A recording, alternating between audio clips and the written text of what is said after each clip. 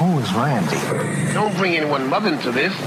Your mom in the fucking stand! I'm always fascinated by your relationship with stand-up in that basically every comedian, their thing is like, how can I get out of stand-up and like do what Judd does? Like that's everyone. They're just like, I just got to stop doing this fucking bullshit. And then you have reached the like penultimate levels of success in Hollywood, and you're like, gotta get a spot in tonight.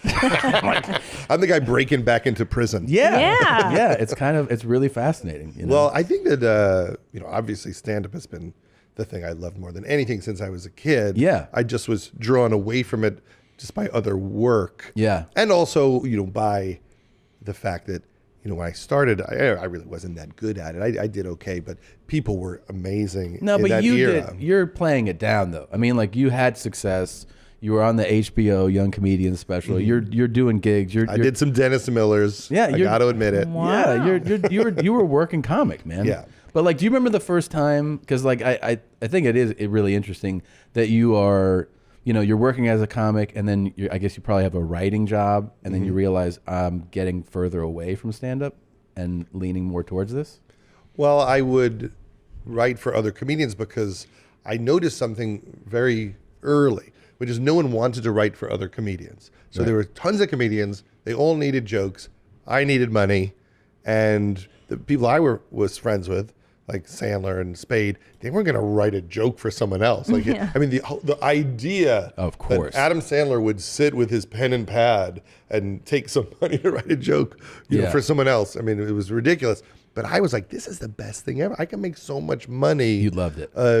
Doing it. And I liked hanging around with the comedians. So I would, spend time with George Wallace or Taylor Negron and, make a few $100 kicking things around. I couldn't believe you could get paid for that. Yeah. I'm going to go hang out with Taylor Negron and kick around jokes, and he's going to write me a check. So you guys would riff stuff together, and then like, here's a check? Yeah, and sometimes, George Wallace is like, Judd, I only do two kinds of jokes. Stupid shit and things I don't understand. And sometimes, what if I were president? And I wrote him a bunch of jokes. And me and my friend Joel Madison wrote some jokes for Jeff Dunham's new old man puppet. And so that was the beginning of just paying my rent. Right. And then it just turned into writing for Tom Arnold, which led to writing for Roseanne. And then suddenly the TV show, the series, or her stand-up? Could never get on the show, so I would write her act with her. What? I did not know that. So I'd go to her house on Sunday, and she'd be like in her bathrobe, and we'd sit at her kitchen table and write jokes. Yeah. But I'm like 21 years old, writing Really? like stretch marks jokes with Roseanne. That's Wait, did you want to write on her show? Was that a thing? Yeah. So that was disappointing. You couldn't get on it? I never got on anyone's show. Like I would write sketches for In Living Color with Jim Carrey. What? And then he would get me the meeting to meet with Keenan to be on staff because he'd pay me out of his own pocket. And I just wouldn't get the gig. Sandler got SNL. I'm like, I'm going to write for SNL. And then I would never get the gig. What do you think it is? I don't know. And then I'm going to say personality. What sucks? I may be bad in a meeting. Yeah. And then I met Ben Stiller, and we came up with the Ben Stiller show.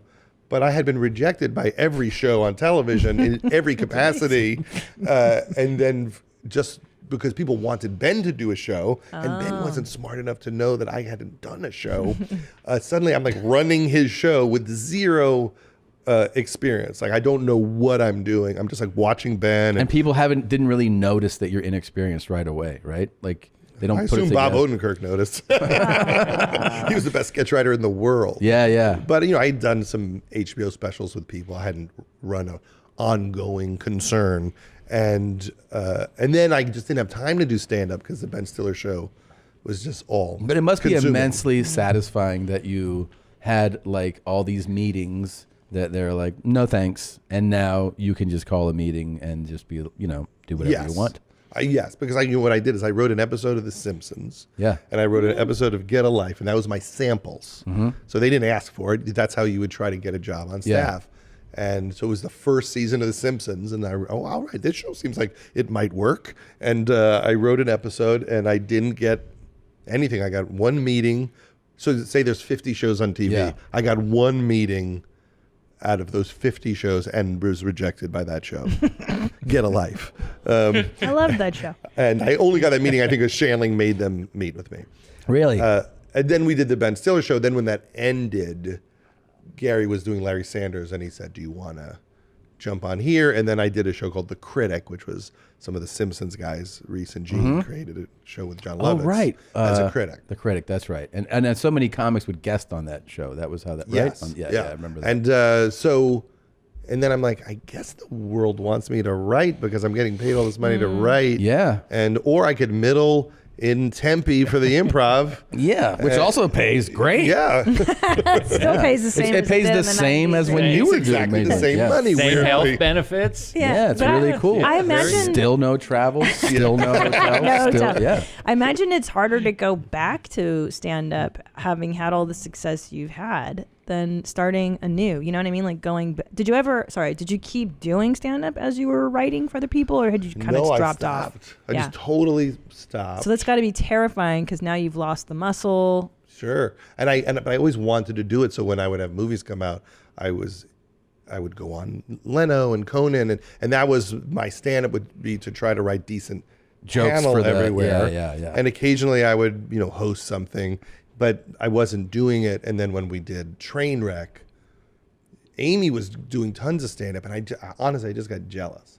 I just thought, she sounds like she's having so much fun. Yeah. And every time she would come back I from the can see road, that. she's like, now I'm playing 2,000 seaters. And then 3 months later, we'd be working on, on the movie. She's like, I'm playing 4,000 seaters. Yeah. And I'm like, this sounds like a great fun thing to do. So we were in New York, and she would play the cellar.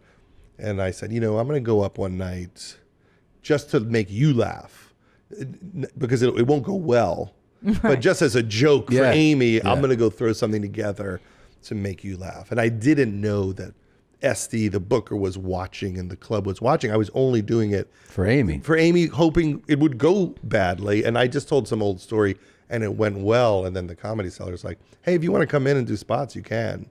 And then I was like, wait, hooked. No one's ever said that to me in my whole life. Right. I mean, how many years I begged Bud Freeman to give me a spot. Yeah. No one's ever made it easy. Yeah. And so I just took advantage of it. And what's your approach now? Because you're so known, like those first few spots going back, what's your angle?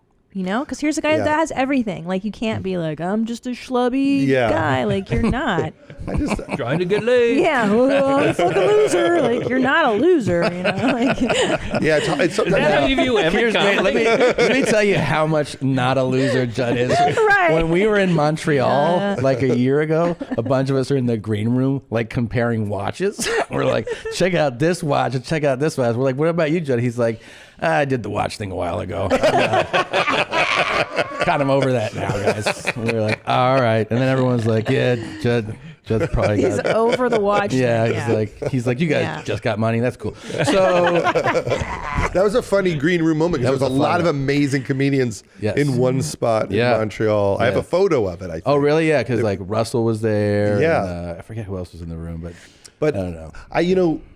I generally just try to think of it as I'm just being honest about what my world is, which is marriage, kids, and I'm happy to tell weird show business stories. I just try to go, well, this is what it is. Yeah. And if you've seen any of the movies or anything and you're interested, I might tell you a story. There's definitely like name droppy stories. Like, people will give me shit because like I was telling the story about meeting Beyonce, but it was like a funny story where things went wrong. And I'm like, well, I could tell that story because I take the brunt of it because it goes so terribly wrong. Yeah. But every time I do it, someone's just like, oh, Judd with his meeting Beyonce story. Well, because your reality is different than Beyonce the every day. average. Yeah. Every day. Every day. Go back to the house. There's Beyonce.